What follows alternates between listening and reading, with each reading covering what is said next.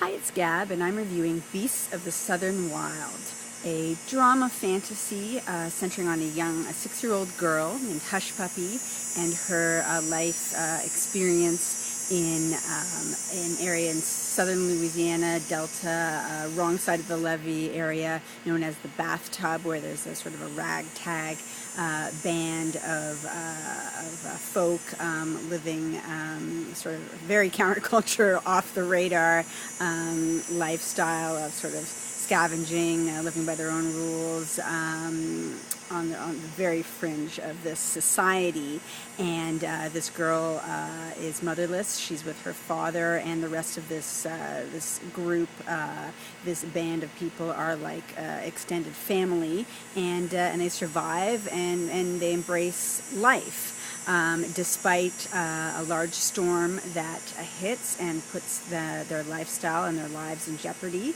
And Hush Puppy has to deal with this storm, deal with her father's illness, and also sort of fantastical ideas and that are realized in certain visual ways in the film of these mythical creatures that are also coming to descend upon this people. An old folklore amongst these people, or of these creatures that are sort of unleashed due to the environmental things that are going on. It's all a metaphor. It's all tied into the threat of her father's illness, and all of these forces that this very strong, forceful girl is dealing with.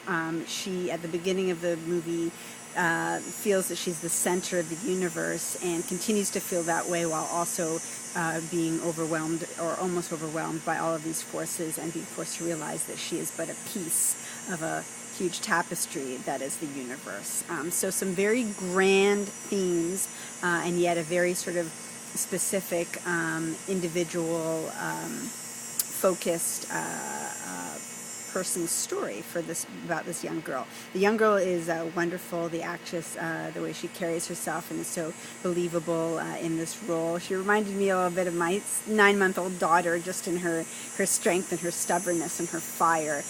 So this girl really draws you in. Definitely the strength, the heart, the best thing about this film, and as you go along and you really feel for what she's going through. There's a great realism to this movie, and I give it incredible credit for the way it pulls off its realism melded with the fantastical, as I mentioned, ideas and imagery that it deals with.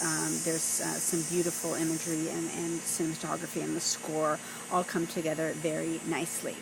My critique, I have to say, is that I didn't find it as transcendental as I expected it to from things I've read, and you probably have too if you've seen this film, or you're just interested in my review. You've probably heard some wondrous love for this film, and I didn't quite feel transported to as high a level as I thought I was going to, as I expected to. I wanted to, but it didn't quite get there for me. I think part of it, the flaw for me, is maybe in the storytelling itself, or the arc itself, the bones of the story. I found a little bit of a mishmash. The arc didn't quite come together for me.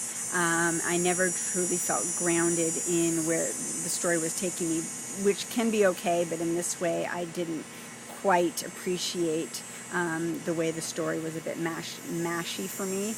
I don't know how else to put it. I know that this movie is based on a play, and it's based on a one-act play, and I think therein might lie some of the explanation in that there wasn't quite enough meat on this story to get me on board on a level where I was totally enveloped in it. Other than that, as I say, there's many things to this film's credit, and I have to have great respect for what the filmmakers have delivered and almost delivered. So Beasts of the Southern Wild, I'm giving 3 3/4 Gabs. It's interesting, and I would recommend you checking it out if you're interested at all about what you've heard about it. Thanks for watching.